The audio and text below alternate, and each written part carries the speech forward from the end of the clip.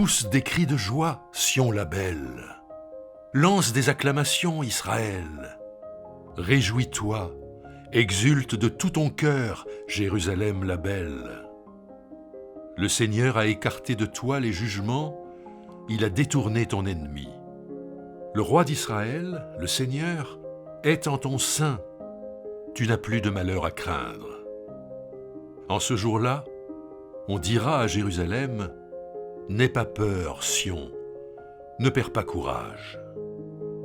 En ton sein, le Seigneur, ton Dieu, est un héros sauveur. Il fera de toi sa plus grande joie. Il gardera le silence dans son amour. Il poussera des cris d'allégresse à ton sujet. Je recueillerai ceux qui sont dans le chagrin, loin des rencontres festives, ceux qui sont restés loin de toi, sur qui le déshonneur pesait comme un fardeau.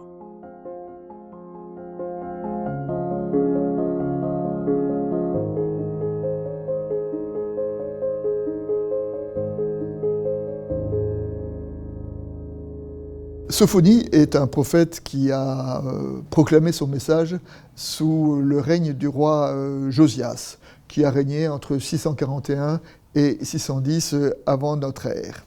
Mais Sophonie voit plus loin que ce qui est sous ses yeux et il inscrit sa prophétie dans le temps long. C'est pour ça qu'il annonce le jugement de Dieu sur Juda et sur Jérusalem, et ensuite qui sera suivi par la chute de Jérusalem et par le retour d'exil avec le petit reste du peuple qui est là.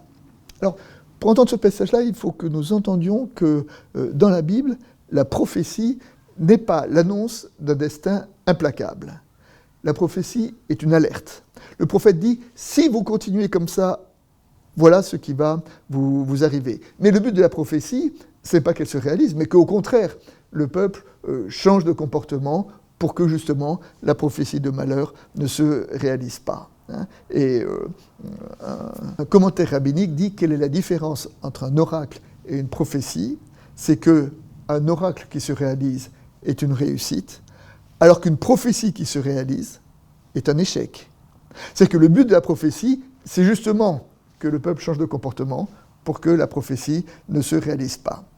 Et on peut dire que le message de Sophonie est le suivant, en disant « si vous continuez à vivre ainsi, alors la catastrophe arrivera. Mais si la catastrophe arrive, ce ne sera pas la fin de l'histoire, elle sera suivie par un relèvement. »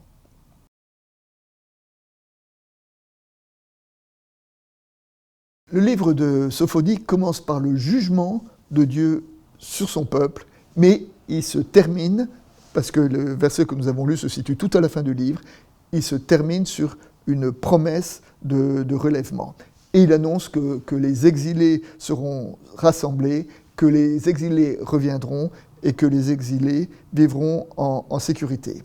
Et pour encourager ce retour des exilés, le passage que nous avons lu évoque 3 points. D'abord, il évoque le thème de la joie, pousse des cris de joie, car Dieu relève et fait renaître son peuple.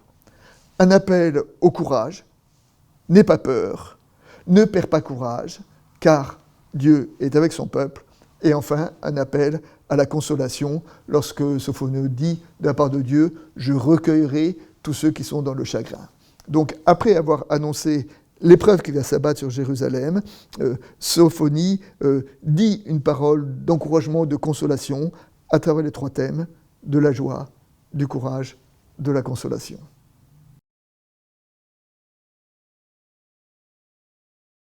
Le lectionnaire associe ce texte de Sophonie avec le passage de l'Évangile dans lequel Jean, le baptiseur, développe son message. Et développe son message à tous les habitants de Jérusalem qui sont venus se faire baptiser. Et Jean le baptiseur interpelle les collecteurs d'impôts, interpelle les soldats en leur disant de bien se comporter.